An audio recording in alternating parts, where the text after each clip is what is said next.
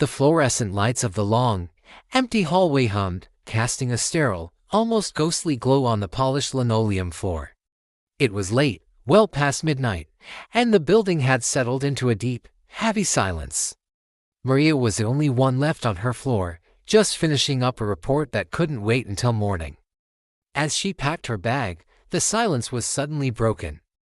A faint sound, a soft scuff, from the far end of the hall. She froze, her heart giving a little lurch. Probably just the old building settling, she told herself, trying to dismiss the prickle of unease on her skin. She slung her bag over her shoulder and started the long walk toward the elevators. Click-clack. Her own heels echoed back at her, and naturally loud in the stillness. Then she heard it again, more distinct this time, scuff-tap, a scuff-tap. It was the sound of footsteps. Someone else was in the hallway, walking behind her. She quickened her pace, her heart starting to hammer against her ribs. The other footsteps matched her new rhythm, staying just behind, a persistent, shadowy echo of her own. A knot of cold fear tightened in her stomach. Who would be here this late? Every ghost story she'd ever heard, every thriller she'd ever watched, flooded her mind. The hallway seemed to stretch on for miles, the elevator doors a distant, unreachable sanctuary. She glanced over her shoulder. A tall, broad figure was silhouetted at the other end of the hall, shrouded in shadow.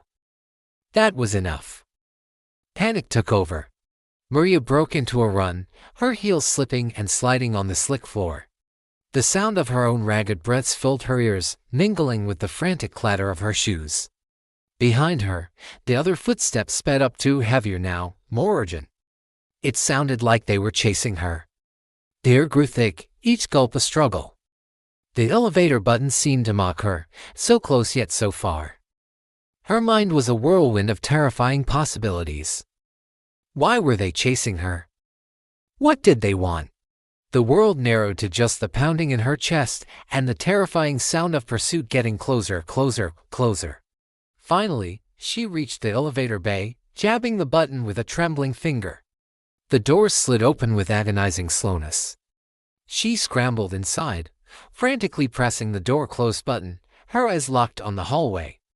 Just as the doors were about to shut, she saw him clearly for the first time. It was David, the security guard. He was running too, a look of concern on his face, holding something up in his hand. But Maria didn't see concern. She saw a threat. The doors slid shut, sealing her in with her terror. She collapsed against the wall of the elevator, gasping for air, her mind replaying the image of him running toward her. Safe for now, but shaking uncontrollably. The next morning, Maria went straight to building management. Her voice trembled as she recounted the terrifying ordeal. "He chased me," she said, her hands clenched into tight fists. "The night guard, David. I was running for my life down that hallway." The building manager listened patiently, his expression serious. An accusation like this was no small matter.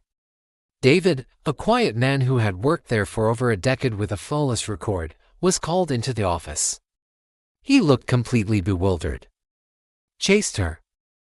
No, he explained, his voice soft. "She dropped her wallet when she left her office. I saw it and tried to catch up with her to give it back. I was calling out to her, but she must not have heard me." Maria scoffed. "He was running right at me. I saw him." It was her word against his. Her fear-fueled memory against his calm, logical explanation. The atmosphere in the room was thick with tension. How could they know who was telling the truth? One person's terror was another's simple act of kindness, twisted into something sinister by the dark and the silence of an empty hallway. The manager sighed, knowing this needed to be resolved. It was a serious situation, and someone's job, someone's reputation, was on the line. The truth seemed buried under a mountain of fear and misunderstanding. "We have security cameras in that hallway," the manager finally said, turning to his computer. "Let's review the footage from last night." He pulled up the video feed. The screen flickered to life, showing the long, empty corridor. They watched as Maria walked out of her office. A few moments later, as she walked away, a small, dark object fell from her bag. Then, they saw David, the security guard, emerge on his routine patrol. He noticed the object on the floor, picked it up, and recognized it as a wallet. He looked up, saw Maria far down the hall, and started to walk after her, calling out. The video had no audio, but his body language was clear. He then began to jog, holding the wallet out, trying to get her attention before she reached the elevators. The footage showed Maria glancing back, her body tensing, and then breaking into a dead sprint. It showed David's look of confusion, which then turned to concern as he ran faster, not to chase, but to catch up. The camera in the elevator bay showed the final moments with perfect, unbiased clarity. Maria scrambling inside, her face a mask of pure terror. David arriving a second too late, holding up the wallet to the closing doors, his shoulders slumping in defeat when he realized she was gone. Maria watched the screen, her face paling. The entire event played out before her, stripped of the terrifying soundtrack her own fear had created. The shadowy figure wasn't a monster, it was a kind man trying to help. The terrifying chase was just a simple misunderstanding. A wave of shame washed over her. Her fear hadn't just made her run, it had made her blind. It had turned a good Samaritan into a villain in her mind. Fear is a powerful, primal instinct. It's designed to protect us, to keep us safe from harm. But when it takes over, it can cloud our judgment and warp our perception of reality. In that empty hallway, Maria wasn't reacting to what was actually happening, but to what she imagined was happening. Her fear distorted David's actions, turning an act of kindness into an act of aggression. It built a story in her head so convincing that she believed it with every fiber of her being. This story shows us just how easily our own minds can become our worst enemies, creating monsters where there are none. It's a stark reminder to pause, to breathe, and to seek clarity before letting fear write the narrative. The truth is often much simpler, and much less terrifying, than our fears would have us believe. What can we learn from Maria's experience? It teaches us a crucial lesson about questioning our own immediate reactions, especially when we're scared. Before you jump to conclusions, take a moment to look for the facts.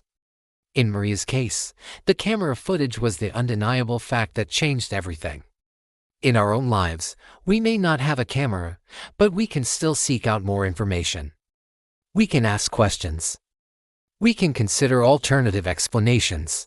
Could that person who cut you off in traffic just be rushing to an emergency?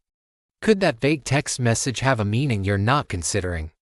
By challenging our initial, fear-based assumptions, we can prevent misunderstandings, avoid false accusations, and see the world, and the people in it, more clearly.